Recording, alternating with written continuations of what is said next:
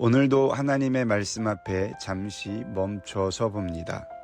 늦은 밤 가족이 아직 돌아오지 않았을 때 현관에 불을 켜두고 기다려본 적이 있으십니까? 기다리는 사람은 잠들지 못하고 작은 소리에도 귀를 기울입니다. 문이 열리는 순간을 기다리며 불을 끄지 않습니다. 어쩌면 우리는 하나님을 기다리는 사람이라고 생각하며 살아갑니다. 그런데 오늘 말씀은 우리에게 조금 다른 모습을 보여줍니다. 우리가 하나님을 기다리는 것보다 먼저 하나님께서 우리를 기다리고 계십니다. 기다리시는 하나님, 이사야 30장 18절로 33절 말씀. 그러나 여호와께서 기다리시나니 이는 너희에게 은혜를 베풀려 하시며 일어나시리니 이는 너희를 긍휼히 여기려 하심이라. 대저 여호와는 정의의 하나님이심이라. 그를 기다리는 자마다 복이 있도다. 시온에 거주하며 예루살렘에 거주하는 백성아, 너는 다시 통곡하지 아니할 것이라. 그가 내 부르짖는 소리로 말미암아 내게 은혜를 베푸시되 그가 들으실 때에 내게 응답하시리라. 주께서 너희에게 환난의 떡과 고생의 물을 주시나 내 스승은 다시 숨기지 아니하시리니 내 눈이 내 스승을 볼 것이며 너희가 오른쪽으로 치우치든지 왼쪽으로 치우치든지 내 뒤에서 말소리가 내 귀에 들려 이르기를 이것이 바른 길이니 너희는 이리로 가라 할 것이며 또 너희가 너희 조각한 우상에 입힌 은과 부어 만든 우상에 올린 금을 더럽게 하여 불결한 물건을 던짐같이 던지며 이르기를 나가라 하리라. 내가 땅에 뿌린 종자에 주께서 비를 주사 땅이 먹을 것을 내며 곡식이 풍성하고 기름지게 하실 것이며 그날에 내 가축이 광활한 목장에서 먹을 것이요 밭 가는 소와 어린 나귀도 키와 새스랑으로 까부르고 맛있게 한 먹이를 먹을 것이며 크게 살육하는 날 망대가 무너질 때에 고산마다 줄령마다 그 뒤에 개울과 시냇물이 흐를 것이며 여호와께서 자기 백성의 상처를 싸매시며 그들의 맞은 자리를 고치시는 날에는 달빛은 햇빛 같겠고 햇빛은 7배가 되는 7날의 빛과 같으리라.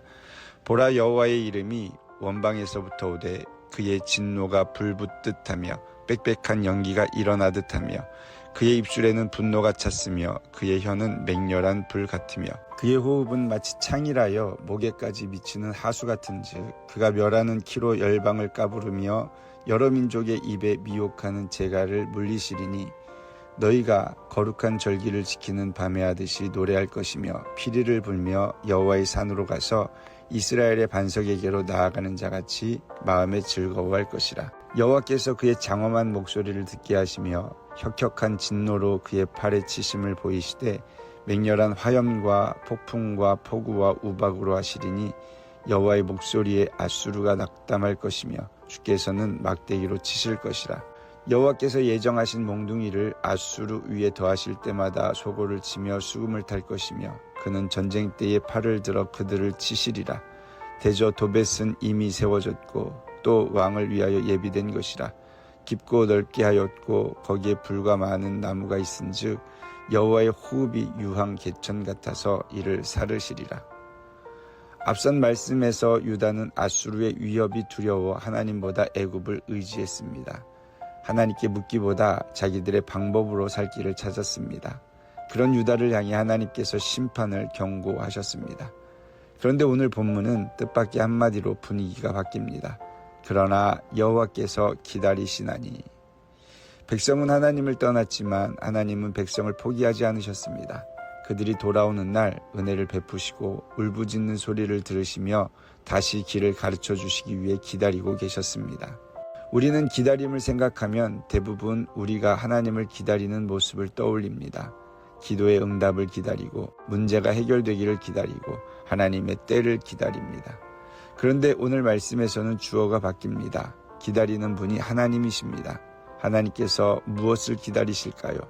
우리가 완벽해지기를 기다리시는 것이 아닙니다. 문제를 모두 해결하고 괜찮은 모습으로 돌아오기를 기다리시는 것도 아닙니다.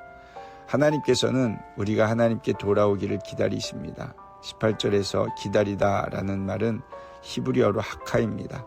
기대하며 기다린다는 뜻을 가지고 있습니다. 하나님의 기다리심은 무관심한 기다림이 아닙니다. 언제 정신 차리나 두고 보자는 차가운 기다림도 아닙니다. 성경은 그 이유를 분명하게 말합니다. 너희에게 은혜를 베풀려 하심이요. 하나님께서 기다리시는 이유는 벌을 주기 위해서가 아니라 은혜를 베풀기 위해서입니다. 그래서 19절에서는 말씀합니다. 내 부르짖는 소리로 말미암아 그가 내게 은혜를 베푸시되 그것을 들으실 때에 내게 응답하시리라. 우리가 하나님을 부르는 순간 하나님께서는 외면하지 않으십니다. 그리고 21절에서는 길을 잃은 백성에게 이렇게 말씀하십니다. 이것이 바른 길이니 너희는 이리로 가라. 하나님의 기다리심은 우리를 과거의 잘못에 붙잡아두는 기다림이 아닙니다. 다시 길을 보여주시는 기다림입니다.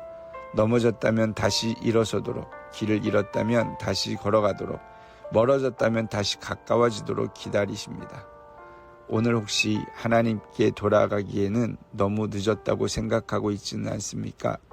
기도하기에는 너무 멀리 왔다고, 다시 시작하기에는 너무 많이 실패했다고 생각하고 있지는 않습니까? 오늘 말씀은 우리에게 말합니다. 아직 늦지 않았습니다. 왜냐하면 하나님께서 아직 기다리고 계시기 때문입니다. 오늘의 적용입니다. 오늘 하루 하나님께로 다시 돌려놓아야 할 한 가지를 정해보십시오. 기도일 수도 있고 말씀일 수도 있고 하나님께 맡기지 못했던 걱정 하나일 수도 있습니다. 그리고 잠시 멈추어 이렇게 기도해 보십시오. 주님, 기다려 주셔서 감사합니다. 오늘 다시 주님께 돌아갑니다. 거창하게 시작하지 않아도 좋습니다. 하나님께로 향하는 작은 한 걸음이면 충분합니다. 우리가 돌아서는 그 자리에서 기다리시던 하나님의 은혜를 만나게 될 것입니다. 기도하시겠습니다. 사랑의 하나님, 우리가 주님보다 다른 것을 의지하고 우리의 생각과 방법을 따라 멀리 걸어갔던 순간들을 용서하여 주옵소서. 그럼에도 우리를 포기하지 않으시고 은혜를 베풀기 위해 기다려주심에 감사드립니다. 주님께 돌아가기에는 늦었다고 생각하지 않게 하시고 오늘 다시 주님께 마음을 돌리게 하옵소서. 길을 잃었을 때 이것이 바른 길이다 말씀하시는 주님의 음성을 듣게 하시고 오늘 우리의 작은 한 걸음이 다시 주님과 동행하는 시작이 되게 하옵소서. 오늘을 기다리시는 하나님의 사랑을 기억하며 오늘도 그 은혜 안에서 살아가게 하옵소서.